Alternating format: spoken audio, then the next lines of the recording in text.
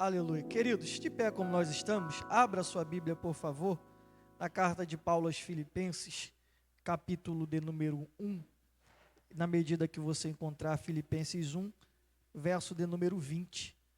Nós faremos a leitura a partir do versículo 20 até o versículo 26. Que Deus continue abençoando o Lucas, dando saúde. Ele teve alta, mas ainda está, vai ter agora o resto do tratamento em casa. E eu creio na recuperação completa, plena do Lucas, e que Deus continue abençoando a Débora, o Diego e toda a família deles. Eu quero falar essa noite sobre motivos para viver. Motivos para viver. Há momentos da vida que algumas pessoas acham que não há mais sentido para viver, ou motivo para viver. Mas eu quero mostrar à luz da palavra de Deus que existem muitos motivos para viver. E a partir disso, do exemplo do apóstolo Paulo, eu vou mostrar para você que há alguns motivos para viver. Carta de Paulo aos Filipenses, capítulo 1. Primeiro capítulo, versículo 20, nós leremos até o versículo 26. Diz o texto: segundo a minha intensa expectação e esperança de que em nada serei confundido. Antes, com toda a confiança, Cristo será, tanto agora como sempre, engrandecido no meu corpo, seja pela vida, seja pela morte. Porque para mim, o viver é Cristo e o morrer é ganho. Mas se o viver na carne me der fruto da minha obra, não sei então o que deva escolher. Mas de ambos os lados estou em aperto, tendo desejo de partir e estar com Cristo, porque isto é ainda muito melhor. Mas julgo mais necessário, por amor de vós, ficar na carne. E tendo esta confiança, sei que ficarei, e permanecerei com todos vós, para proveito vosso e gozo da fé, para que a vossa glória cresça por mim, em Cristo Jesus, pela minha nova ida a vós. Você diz amém? Você pode tomar o seu assento, mantenha a sua Bíblia aberta. Você sabe que a gente prega de maneira expositiva, então a gente vai ir versículo a versículo explicando o que Deus quer falar ao nosso coração essa noite.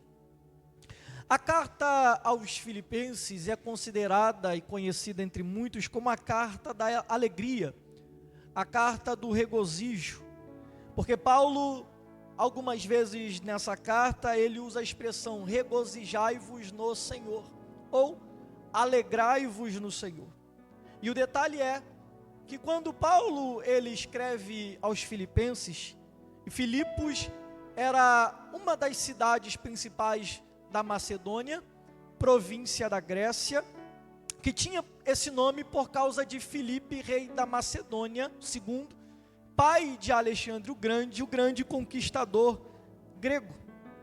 E essa cidade, ela, além de ter um contexto cultural e histórico, um fundo grego, ela era uma cidade que, quando Paulo chega nela, para fundar ali a igreja, e nós estudamos inclusive um pouco sobre a igreja em Filipos, hoje na Escola Bíblica Dominical, em Atos capítulo 16, quando Paulo chega na cidade de Filipos, Filipos era uma colônia romana, e colônia era sempre as cidades, e poucas eram as cidades dentro do contexto romano, que era uma colônia, que nada mais era que uma cidade fora de Roma, mas que se comportava, ou os cidadãos eram cidadãos romanos, a cultura praticamente era romana, o idioma falado não era o grego, mas o idioma oficial era o latim, a cultura, a vestimenta, a forma de se vestir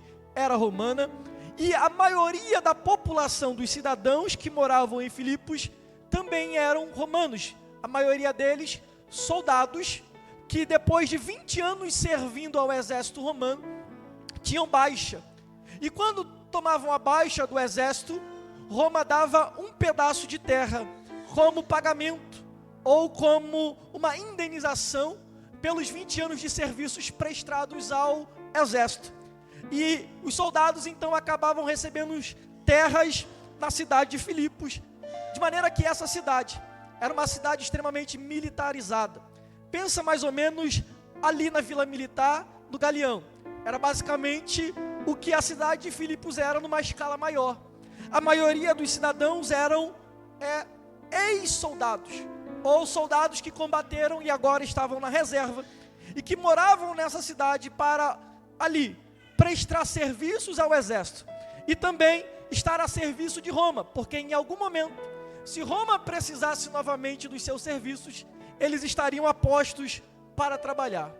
E Paulo chega em Filipos, no capítulo 16, funda esta igreja, e esta igreja ela nasce principalmente como tendo seus primeiros membros, Lídia, a mulher que era comerciante de púrpura, a jovem que era possessa de demônios e foi liberta pelo apóstolo Paulo, o carcereiro que depois de quase tentar se matar, se entregou a Jesus e leva o apóstolo Paulo para a sua casa, e a família do carcereiro, a família de Lídia e essa jovem ex-possessa, agora liberta, se tornam o núcleo da igreja de Filipos. Essa igreja é uma igreja que, quando você lê a carta aos Filipenses, ela não é uma igreja problemática. Paulo não escreve essa carta para tratar de problemas, como a carta aos Coríntios. Quando você lê a primeira carta aos Coríntios, você vê que Paulo escreve para Corinto, para tratar os problemas da igreja que surgiram na sua ausência. Filipenses não. Paulo não tem problema com essa igreja. Essa igreja era a igreja que qualquer pastor gostaria de ser pastor, porque não dava trabalho para ele. Era uma igreja que só dava alegria. Olha o que diz Filipenses 1, verso 4: fazendo sempre com alegria oração por vós em todas as minhas súplicas. Sempre que Paulo se lembra dos filipenses, se lembra com alegria. Só dava alegria lembrar deles. Paulo só se lembrava dos filipenses com alegria. Quando Paulo escreve essa carta, ele não está mais solto, ele está preso. Sua prisão é Roma. Quando Paulo chega em Atos capítulo de número 28, em Roma, depois de ter pedido para ser julgado pelo imperador, viaja. Na sua viagem para Roma, o navio naufraga. Paulo chega na ilha de Malta, e depois da ilha de Malta, depois de um tempo ali, ele vai chegar em Roma. E durante 2 anos ele fica em Roma, numa prisão domiciliar. Mas Paulo, apesar de preso, Paulo em uma prisão domiciliar, Paulo não está triste, Paulo não está angustiado, Paulo não está reclamando, Paulo não está murmurando, mas ele está ainda em plena atividade. Atos 28 diz que todos aqueles que vinham até a prisão de Paulo visitar, ele pregava, ele evangelizava, de maneira que ele diz no capítulo 1 de Filipenses que toda a guarda pretoriana já tinha ouvido o evangelho. Olha o que Paulo está dizendo, é que todos os soldados que vinham fazer a sua guarda, porque pelo menos 2 soldados ficavam guardando ele dentro da prisão domiciliar, todos os soldados que vinham eram evangelizados pelo apóstolo Paulo. Paulo estava preso, mas não estava mudo. Paulo estava preso, mas não estava morto. Ele aproveitava, enquanto estava ali, cerceado da sua liberdade, mas continuava evangelizando todos aqueles que vinham, inclusive os próprios guardas que o guardavam dentro daquela casa. Mas além disso, Paulo aproveitava para escrever cartas para as cidades das igrejas, algumas dessas igrejas que ele passou e fundou, como por exemplo, Filipenses, Colossenses, os Efésios e também para Filemão.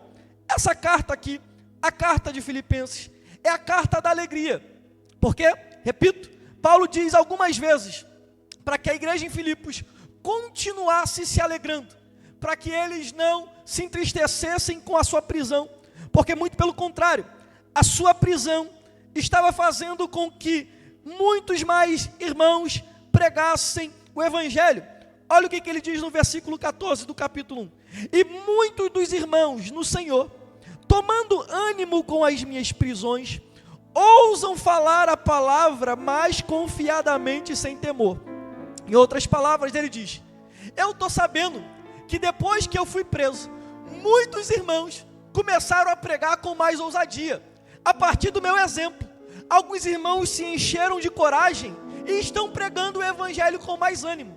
Então Paulo está dizendo, a minha prisão não foi problema, a minha prisão não foi um malefício, muito pelo contrário, para o reino de Deus trouxe mais benefício. Por quê? Porque eu estou preso aqui, mas quem está aí fora está ganhando mais coragem para pregar o evangelho. Quem está aí fora está falando do evangelho com mais ousadia, e eu estou feliz por isso.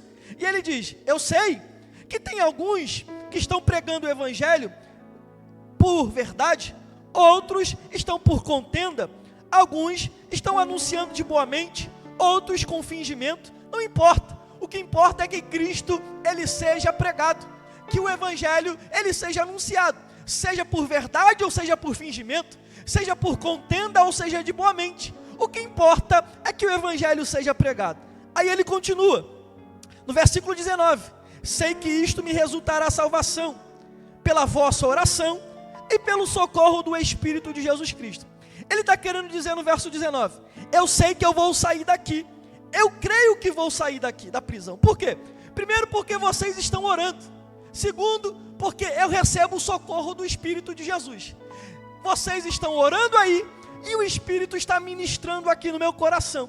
E por causa da oração da igreja, e por causa da ministração de Jesus, do Espírito de Jesus, eu creio que vou sair daqui. Eu creio que eu vou ser salvo. Ele continua no verso 20. Segundo a minha intensa expectação e esperança, de que em nada serei confundido, antes com toda a confiança Cristo será tanto agora como sempre engrandecido no meu corpo, seja pela vida, seja pela morte, porque para mim o viver é Cristo e o morrer é ganho. Vamos explicar. Paulo, ele acredita que vai sair, ele acredita que vai ser salvo daquele cárcere. Primeiro, porque tem uma igreja orando. Segundo, porque o Espírito de Jesus está ministrando no coração dele. Mas ele diz, se eu morrer, Cristo vai ser glorificado no meu corpo. Mas se eu viver, para mim é lucro, porque para mim viver é Cristo. Se morrer, eu vou glorificar Jesus no meu corpo, na minha morte. Se eu continuar vivo, isso vai ser lucro, porque eu vou continuar pregando. Então Paulo estava pronto para viver ou para morrer. Paulo estava pronto para morrer ou para viver. Paulo estava pronto para o Império Romano fazer a sentença e dizer, vai morrer, e o decreto ser dado, e ele então morrer. Mas ele ainda confiava que por causa da oração da igreja e por causa do Espírito que ministrava nele, que ele ia sair. Mas ele entendia que ainda que se não saísse, e que se morresse no cárcere, e que se ficasse ali, Jesus ainda assim seria glorificado, porque para mim o viver é Cristo e o morrer é ganho. Verso 22, mas se o viver na carne me der fruto da minha obra, não sei então o que eu devo escolher. De ambos os lados estou em aperto, tendo desejo de partir e estar com Cristo, porque isto é ainda muito melhor, mas julgo mais necessário, por amor de vós, ficar na carne. Vamos entrar agora de fato na mensagem. Paulo, ele está preso, ele crê que vai sair, ele crê que ele vai ser salvo, ele crê que vai vir um alvará de soltura, mas ele diz, ainda que se o alvará de soltura não vier, e Roma me sentenciar à morte, Cristo vai ser glorificado no meu corpo, e eu estou pronto para viver e para morrer. Se eu morrer, vou estar com Cristo, vai ser lucro para mim. Se eu viver, Cristo vai ser glorificado na minha vida, porque para mim o viver é Cristo e o morrer é ganho. Mas se eu viver na carne, e se viver na carne me der mais fruto da minha obra, eu não sei então o que eu devo escolher. Aqui está o dilema. O dilema de Paulo é, se eu morrer, vou estar com Cristo. Para mim, isto é muito bom. Para mim, é a melhor coisa que pode acontecer, porque escute isso, a melhor coisa que a morte faz para o crente é apenas levar ele para a presença de Deus. a morte não tem mais poder sobre as nossas vidas. No máximo que ela faz é transportar o crente para a presença de Jesus. E Paulo diz, para mim, o morrer é melhor, porque eu vou estar com Cristo. Só que ele diz, mas se eu ficar aqui, se eu ficar na carne, se eu ficar neste corpo, se eu ficar vivo, isso vai trazer o quê? Fruto, vai trazer mais fruto. E eu julgo por amor de vós, que é melhor que eu continue vivo. Aqui que está o dilema, é que para ele, morrer é melhor, mas para a igreja, o melhor é que ele fique vivo. Para ele, o melhor para ele, se fosse ele decidir, para mim o melhor é eu partir, que é melhor, eu vou ficar com Jesus. Agora, para o coletivo, para o todo, para a igreja, para o reino de Deus, o melhor é que eu fique. E aqui que está a questão, é que eu aprendo com Paulo, que nós não precisamos ficar pensando apenas em nós mesmos, nós temos que pensar sempre no melhor para o reino de Deus, sempre no melhor para a igreja, sempre no melhor para o coletivo. Não é o melhor para mim, não é o que é melhor para mim, o que é melhor para a igreja, o que é melhor para o reino de Deus, o que é melhor para o povo de Deus. Aí Paulo diz, para mim, melhor é estar com Cristo. Mas se for melhor ficar, se o melhor é ficar aqui por causa de vocês, então eu prefiro ficar aqui. Por que Paulo queria ficar? Porque Paulo ainda encontrava motivos para viver. Paulo está preso, mas ele ainda encontra motivos para viver. Ele ainda acha que vale a pena viver. Ele ainda acredita que vale a pena estar nessa terra.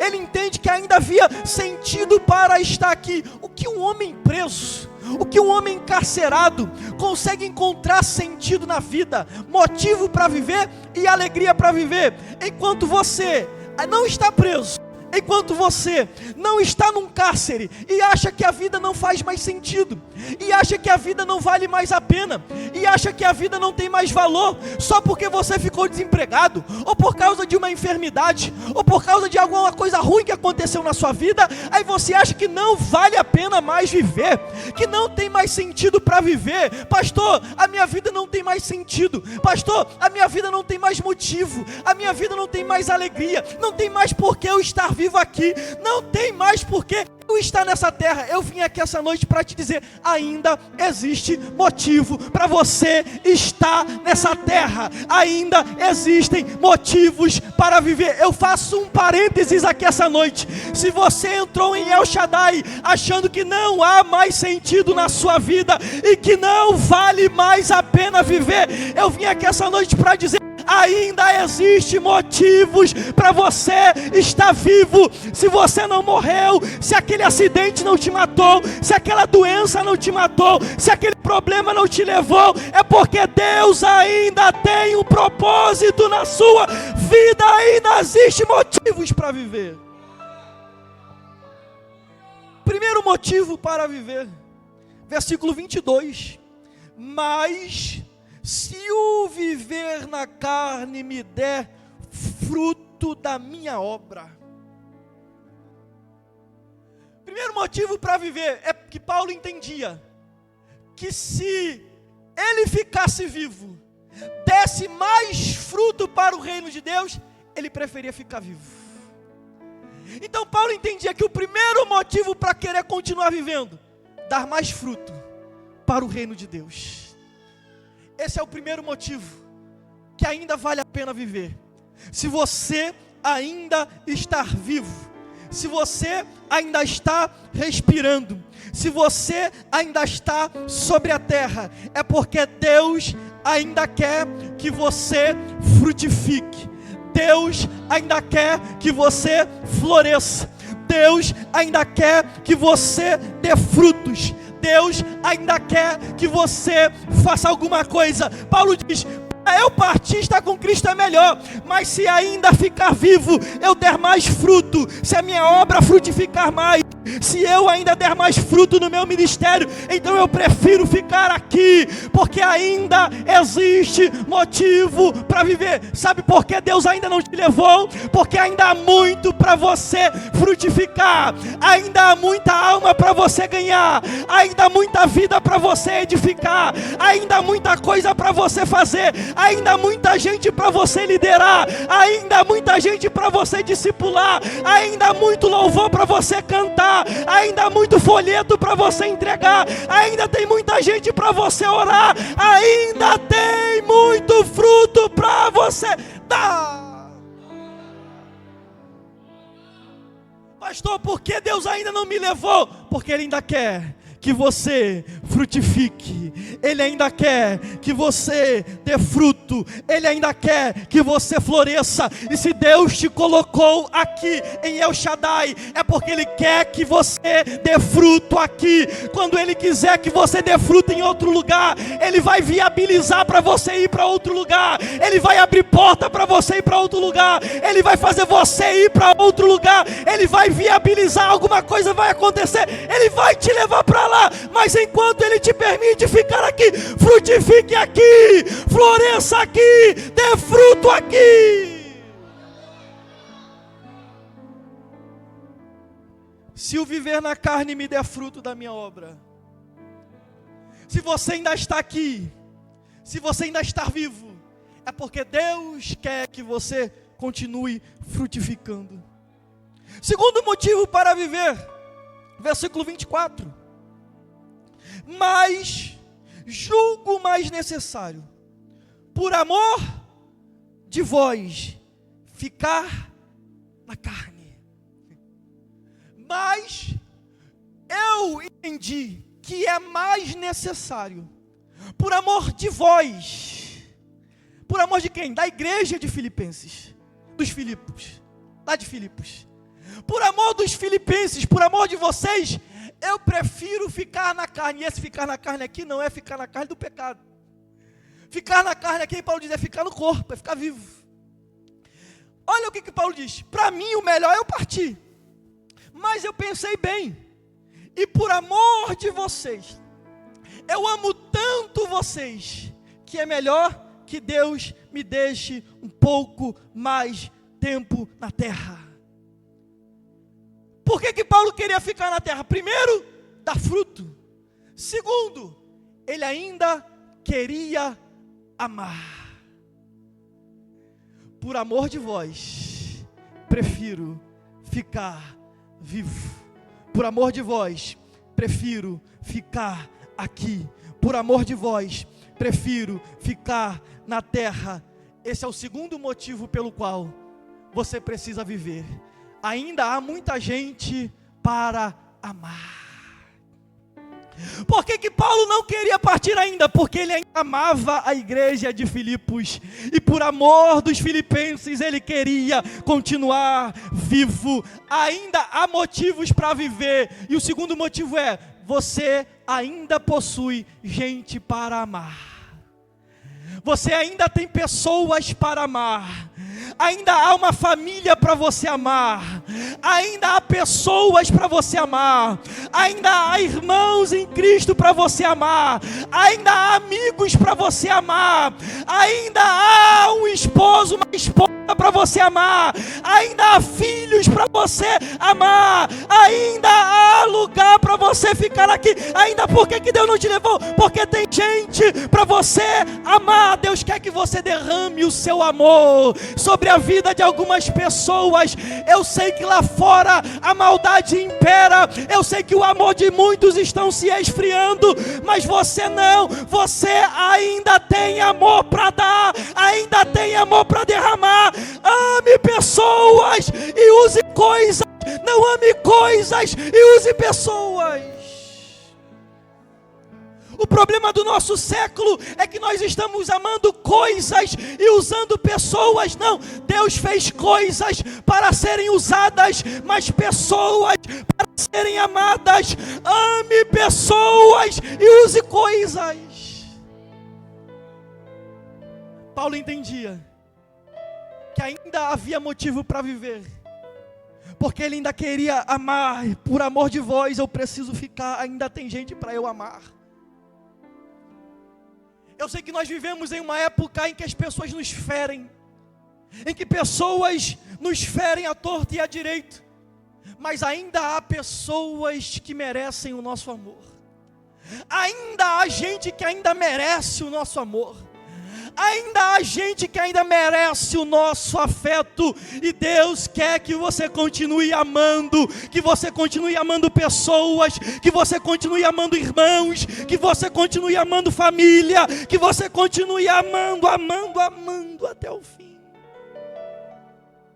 Terceiro motivo pelo qual nós ainda precisamos viver, verso de número 25, melhor dizendo. E tendo esta confiança, sei que ficarei e permanecerei com todos vós, para proveito vosso. Para proveito vosso. Olha o que Paulo diz. Eu tenho confiança, eu sei que eu vou permanecer com vocês. Eu sei que Deus não vai me levar, eu vou ficar com vocês. Eu vou voltar para Filipos depois que eu sair do cárcere. E quando eu sair daqui e voltar até aí, isso vai ser para proveito de vocês. Pastor, me explique isso aqui. É simples. Paulo está querendo dizer que a presença dele lá na igreja em Filipos traria progresso para eles.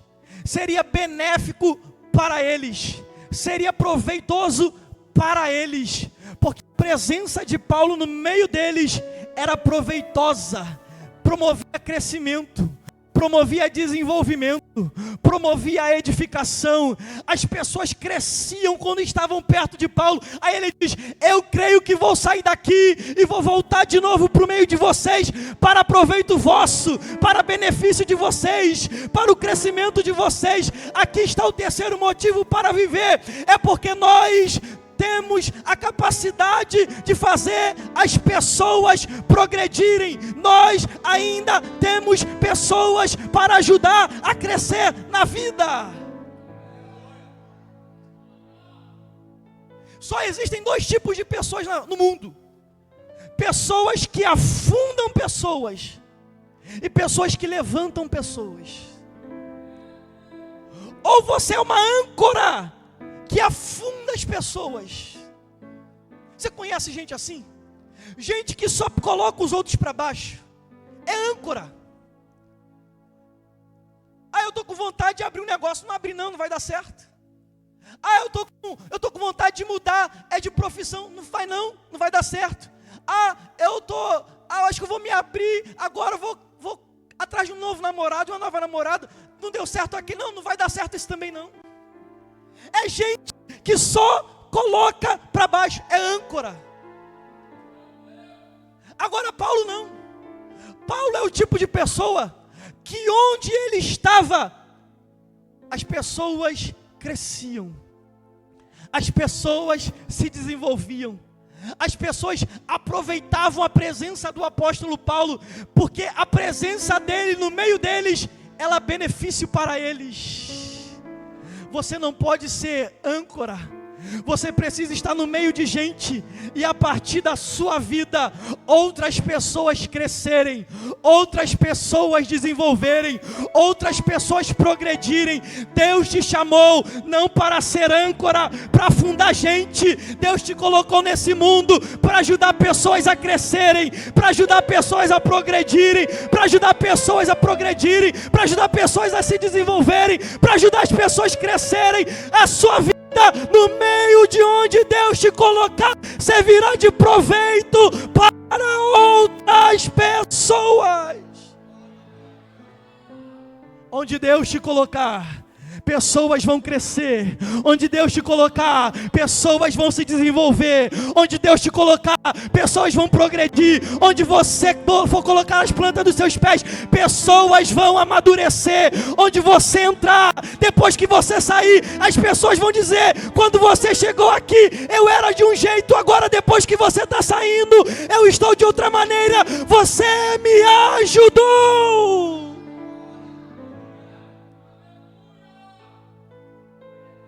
Você precisa ser alguém como Paulo. A sua presença precisa beneficiar as pessoas. Precisa fazer pessoas crescerem.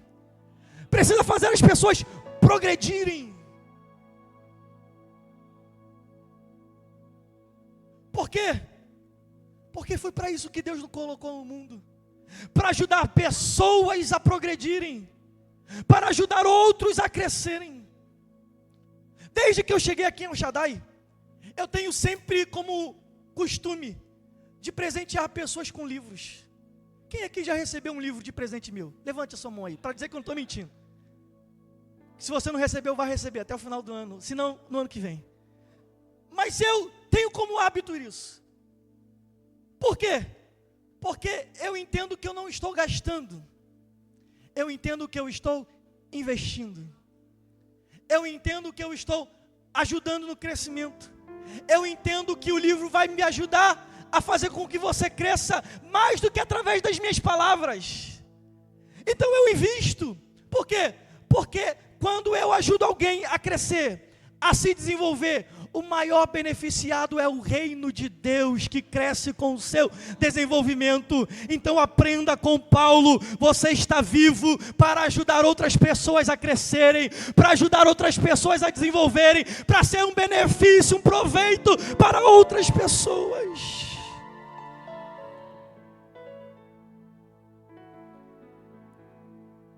Quarto motivo para viver, verso 26. Para que a vossa glória cresça por mim, em Cristo Jesus, pela minha nova ida a vós. Vamos explicar aqui.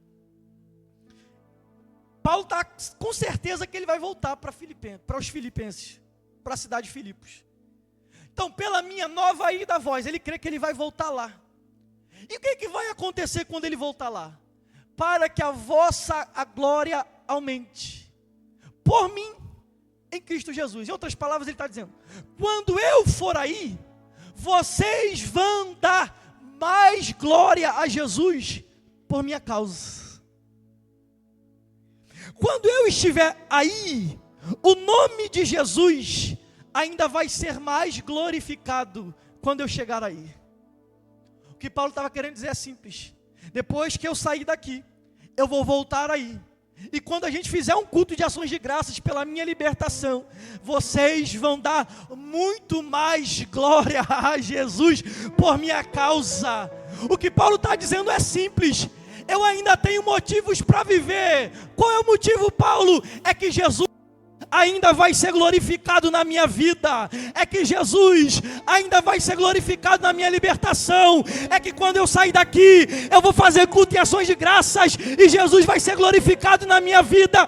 Aqui está o quarto motivo, para você ainda estar vivo, é que ainda o nome de Jesus será glorificado pela sua vida. Jesus ainda vai ser glorificado pela sua vida, teu testemunho, tua história, a tua vida, teu testemunho será motivo de glória a Jesus. A tua vida, o teu testemunho ainda vai fazer muita gente glorificar o nome de Jesus. A tua história, a tua vida ainda fará muitas pessoas se chegarem a Jesus por tua causa.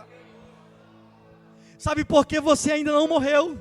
Sabe por que Deus ainda está deixando você vivo? Sabe por que Deus ainda quer você nessa terra? É porque Ele ainda vai usar você para a glória do nome dEle. O nome de Jesus ainda vai ser muito glorificado pela tua vida. O nome de Jesus ainda vai chegar em muitos lares através da sua vida. Você será um motivo de glória a Deus.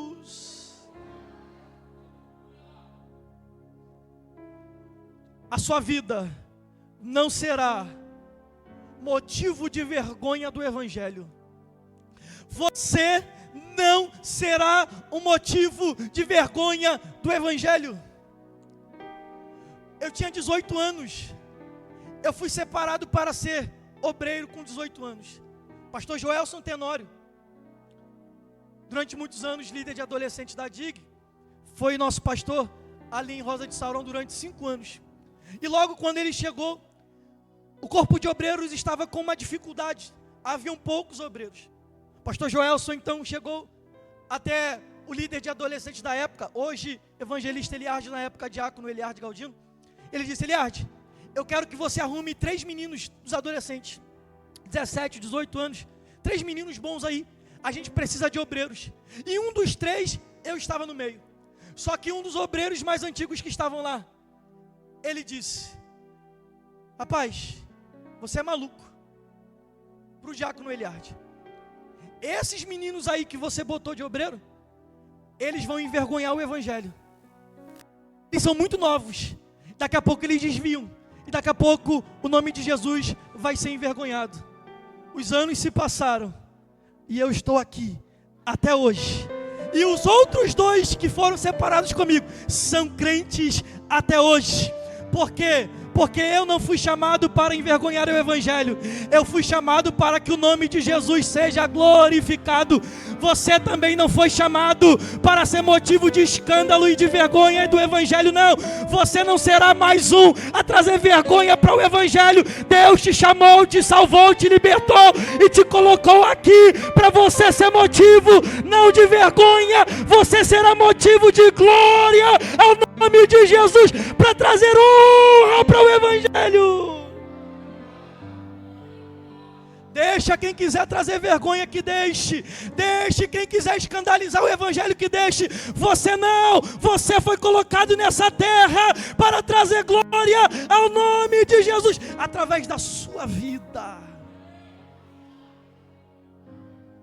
Através da sua vida, o nome de Jesus vai ser glorificado. Fique em pé, por favor. Você tem motivos para viver. Você não precisa entregar os pontos. Você não precisa pedir para morrer. Você não precisa tirar a própria vida. Você não precisa tomar medicação para se matar. Você não precisa se trancar dentro de um quarto: eu não quero mais viver. Não, há motivos para viver. Ainda há motivos para viver. Você ainda precisa dar muito fruto. Você ainda precisa amar muita gente. Você ainda precisa ajudar muita gente a progredir na vida.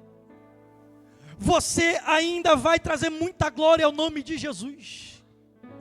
O nome de Jesus ainda vai ser glorificado muito na sua vida. Então há motivos sim para viver. A vida vale a pena sim. Você está aqui para viver para Cristo. E ninguém que vive para Cristo vive uma vida vazia. Ninguém que vive para Cristo vive uma vida sem sentido. Ninguém que vive para Cristo vive uma vida sem valor. Não, quem vive para Cristo e em Cristo vive uma vida com propósitos. Se você está aqui essa noite e não tem como Paulo dizer: viver é Cristo, morrer é lucro. Se você não tem a convicção que se você morrer hoje, estará com Cristo na eternidade. Você não sabe para onde vai depois de morrer. Você não tem essa convicção que Paulo tinha, mas você pode ter. Basta você entregar a sua vida a Jesus. E se você entregar a sua vida ao Senhor Jesus, Ele vai perdoar os seus pecados. Ele vai escrever o seu nome no livro da vida. Ele vai declarar que você é justo, justificado. Ele vai santificar você. E Ele vai preparar para você o caminho para a eternidade. Mas para que você tenha essa convicção e certeza que se morrer estará com Cristo, você precisa tomar a decisão hoje. A decisão mais importante, de entregar a sua vida a Jesus. Pastor, eu estou afastado. Volta para Jesus hoje. Pastor, eu caminhei muitos anos, mas deixei de caminhar. Volta a caminhar hoje. Viver para Cristo é uma vida com propósito. Lá fora no mundo a vida é sem sentido, mas com Cristo não, ela tem sentido. Ela vale a pena. Há sentido e há motivos para estar vivo em Cristo. E se você quer receber a Cristo, essa é a melhor oportunidade que você tem essa noite. Eu já vou encerrar o convite, mas essa oportunidade está aberta para você. Não saia daqui dessa noite sem entregar a sua vida a Jesus. Jesus é a vida. Só a vida em Jesus. E só nele nós temos sentido para viver. Só nele a vida vale a pena ser vivida. Então não saia daqui sem tomar essa decisão. Você tem até o final deste culto para tomar essa decisão tão importante para a sua vida. Que Deus vos abençoe em nome de Jesus.